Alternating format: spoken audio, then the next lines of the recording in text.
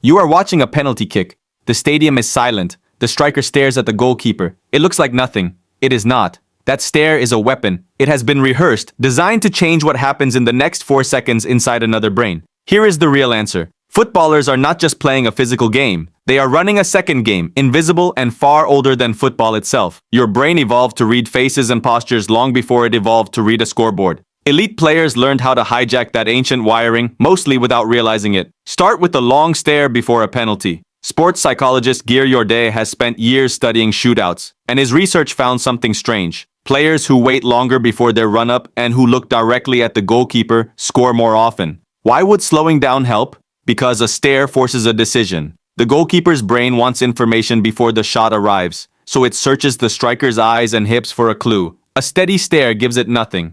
The goalkeeper is left guessing, and guessing under pressure produces hesitation. In a penalty kick, hesitation costs everything. Now think about the free kick specialist who looks completely calm before a shot that decides a match. That calm is not an accident. Extreme stress shrinks focus down to a tunnel, and elite performers train to control that tunnel instead of being controlled by it.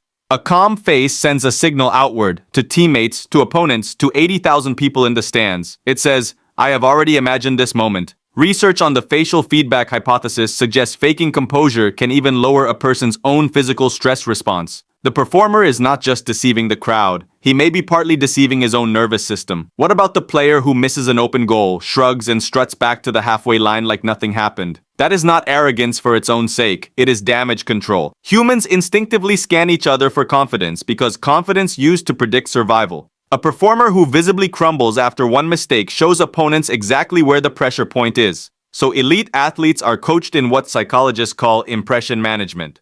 The shrug is a controlled broadcast that says, this changes nothing. Then there is the provocation. The quiet comment near the ear during a corner. A small shove, subtle enough to avoid the referee's attention. Psychologists call this an emotional hijack, a term popularized by Daniel Goleman to describe moments when a strong emotion overrides rational thinking. A frustrated player stops making measured decisions. He starts reacting. He might commit a reckless tackle. Opponents are not trying to make him angry for the cameras. They are trying to make him careless for exactly one crucial moment. And it works often enough that provoking a rival's temper has quietly become an unofficial tactic passed down through generations of players who never called it psychology at all. Now consider the slow walk back for a throw-in when a team is winning late in the match. To a casual viewer, it looks like laziness. It is closer to sabotage of the clock.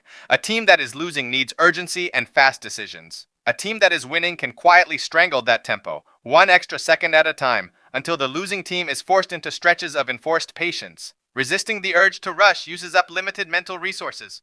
By the time the ball is back in play, the chasing team has burned through some of the composure it needed most. Body language itself is one of the most studied tools in competitive psychology. A captain who stands tall and makes deliberate eye contact during a tense passage of play is not just expressing confidence, he is transmitting it. Dominant posture is read by others almost instantly, often below conscious awareness, the same way your ancestors would size up a stranger through instinct honed over a very long evolutionary history. And finally, the players who never show emotion at all. No wild celebration, no visible anger after a brutal foul. Commentators call this coldness. It is closer to strategic emotional concealment, sometimes trained deliberately in sports involving high-stakes repeated confrontation. Showing no emotion denies opponents the feedback loop they are hunting for. A player who reveals nothing gives away nothing. Over a career, that becomes its own quiet advantage. None of this makes football less real. It makes it more human. Every stare, every shrug, every slow walk back to the halfway line is a piece of a psychological toolkit that existed inside human beings long before anyone kicked a ball. So next time a striker takes an extra 2 seconds before a penalty, remember what you're watching. It is not a stare. It is one nervous system trying to reach into another and change what happens next.